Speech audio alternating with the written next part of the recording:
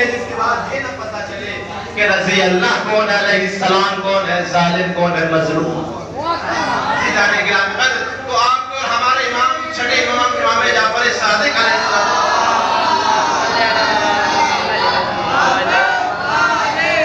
حضرت نے ارشاد فرمایا اگر کوئی شخص یہ چاہتا ہے کہ وہ عزت دار ہو جائے تو اسے چاہیے کہ وہ مسلمان ہو جائے.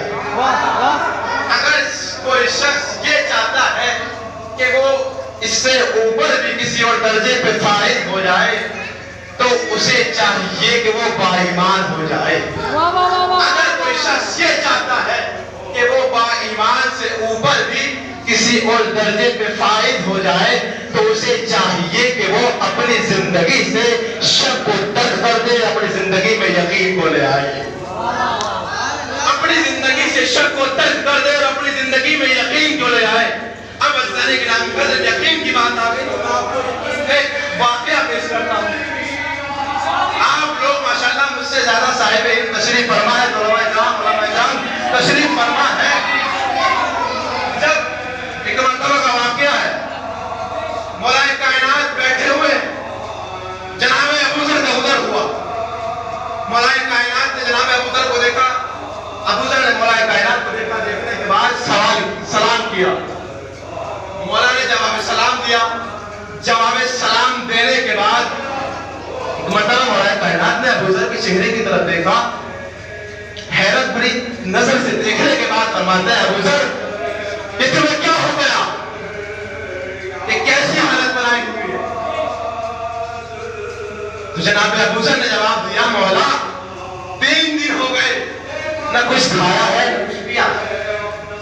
اب جیسے ہی مولا کائنات نے سنا، سننے کے بعد فوراً سوال کیا ابوذر یہ بتاؤ کہ تم نے 3 دن سے کچھ کھایا اور پیا کیوں نہیں؟ وہ توجہ چاہتا ہوں. ابوذر یہ بتاؤ کہ تم نے 3 دن سے کچھ کھایا اور پیا کیوں نہیں ہے؟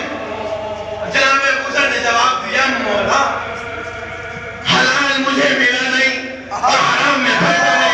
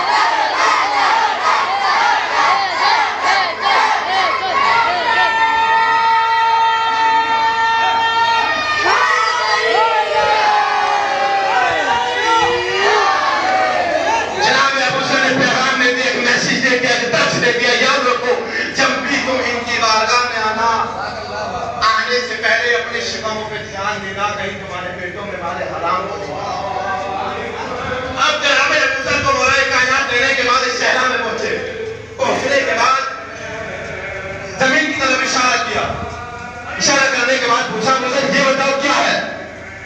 کمرہ مٹی ہے، خاک ہی خاک ہے. ابوذر غور سے دیکھو، کمرہ مٹی ہے، خاک ہی خاک ہے. مولا کائنات نے فرمایا ابوذر یہ مٹی نہیں ہے بلکہ سونا ہے. ابوذر یہ مٹی نہیں ہے بلکہ سونا ہے. اب جیسے ہی مولا کائنات نے کہا ابوذر یہ مٹی نہیں ہے بلکہ سونا ہے، بس فوراً جناب ابوذر نے کہہ دیا ہاں مولا سونا ہی ہے. اب عزیزانے کی نام قدر جناب ابوذر نے کیوں کہہ دیا ہاں مولا سونا ہی ہے؟ اس لیے کہ ابوذر جانتے ہیں کہ زمین اپنی کیفیت کو بدل سکتی ہے. ابھی کی زبان نہیں بدل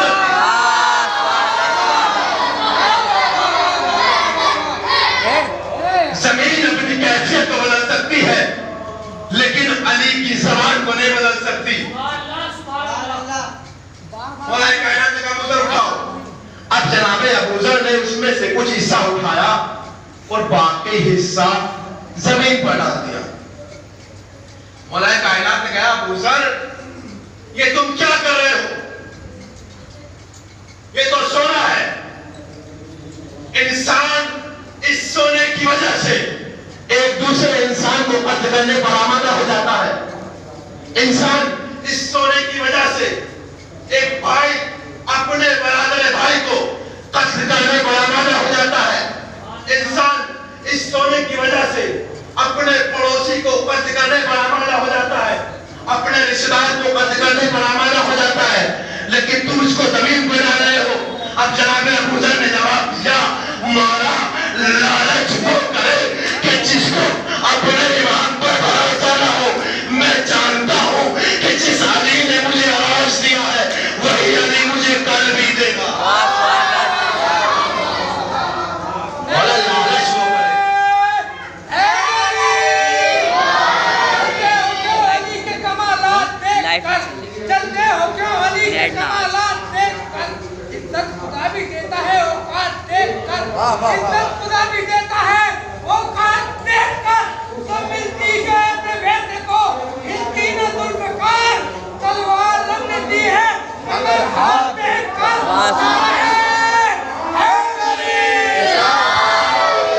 مولا لالچ وہ کرے کہ جس کو اپنے امام پر بھروسہ نہ ہو۔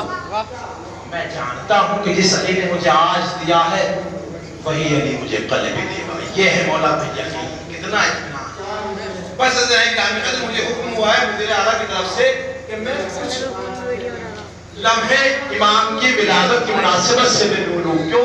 آپ حضرات مجھ سے بہتر جانتے ہیں کہ کل امام موسیٰ کاظم علیہ السلام کی ولادت پاس۔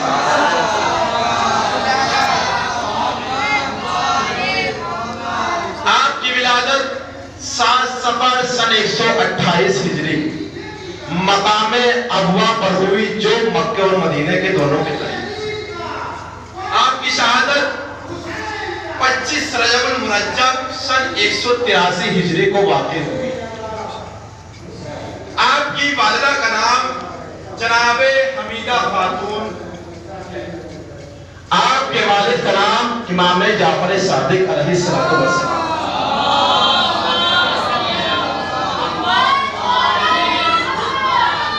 ایک مرتبہ امام ابو حنیفہ کہتے ہیں کہ میں جب امام موسیٰ کاظم کے گھر پر تشریف لایا، چھٹے امام کے گھر پر تشریف لایا، تو میں نے دیکھا کہ 7ویں امام نماز پڑھ رہے ہیں اور ان کے سامنے سے لوگ گزر رہے ہیں، لوگوں کا آنا جانا جاری ہے اور امام نماز پڑھ رہے ہیں۔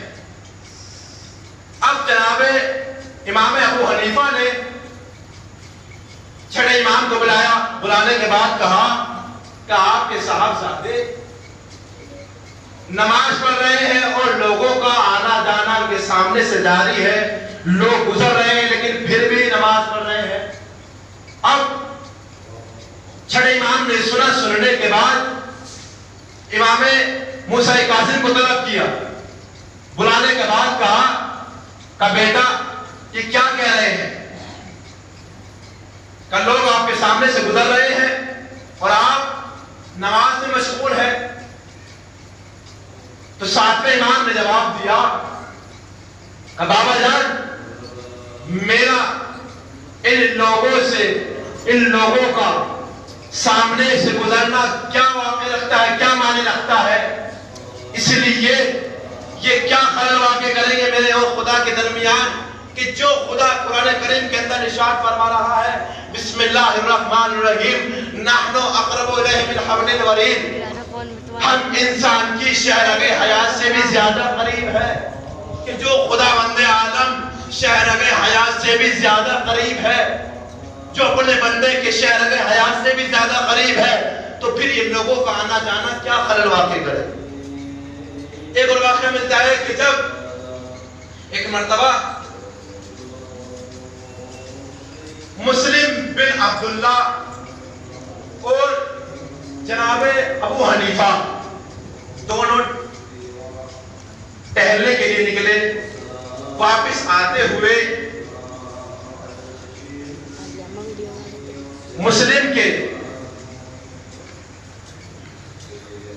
امام ابو حنیفہ کے دل میں خیال ہوا کہ کچھ دیر چھٹے امام کی بارگاہ میں پہنچنے کے بعد ان سے سوال دریافت کرے.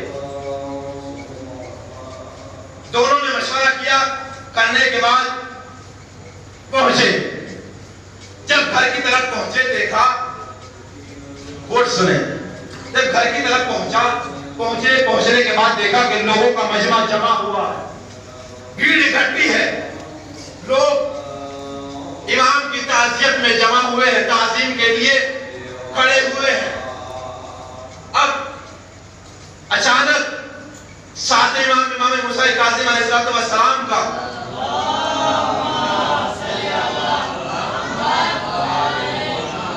آنا ہوا. امام کا سن بہت کم سن ہے. ایک مرتبہ لوگوں نے امام کو بھی اسی طریقے سے عزتوں سے نوازا, تعظیم کی کہ جیسے آپ کے والد کی امام جعفر صادق کی کرتے تھے, اسی طریقے سے امام موسیٰ کاظم کی بھی لوگوں نے تعظیم کی, احترام کیا اور ہاتھوں کا بوسہ دیا. اب ابو حنیفہ کے ذہن میں خیال ہوا کہ کیوں نہ اس بچے کا امتحان لیا جائے. اب جیسے ہی یہ کہا تو مسلم بن عبداللہ کہتے ہیں کہ یہ بچہ کوئی عام بچہ نہیں ہے, یہ بچہ کوئی عام بچہ نہیں ہے, بلکہ آپ کے سوالوں کا جواب دیتے. لیکن ابو حنیفہ نہیں مانے, بھیڑ کو چیرتے ہوئے ساتویں امام کے قریب پہنچنے کے بعد سوال کیا کہ بتائیے گا, اگر کوئی مسافر آپ کے یہاں پر آئے اور اس کو رفع حاجت ہو تو وہ کیا کرے, کہاں کرے؟ امام نے فوراً سننے کے بعد جواب دینا شروع کیا کہ اس شخص کے لیے چاہیے, اس کے لیے لازم ہے کہ وہ دیوار کے پیچھے بیٹھے اور ایسی جگہ پر بیٹھے کہ جہاں پر لوگ اس کو نہ دیکھ پائے, اور سڑکوں پر, راستوں پر نہ بیٹھے, نہروں کے کنارے نہ بیٹھے, اور پشت بقبلہ رو بقبلہ نہ بیٹھے. اب یہ سننے کے بعد یہ امام ابو حنیفہ حیرت میں آ گئے, نے فوراً جواب دے دیا. ایک مرتبہ مسلم بن عبداللہ کہتے ہیں کہ میں نے تو آپ سے کہا تھا کہ یہ بچہ کوئی عام بچہ نہیں ہے, بلکہ اپنے زمانے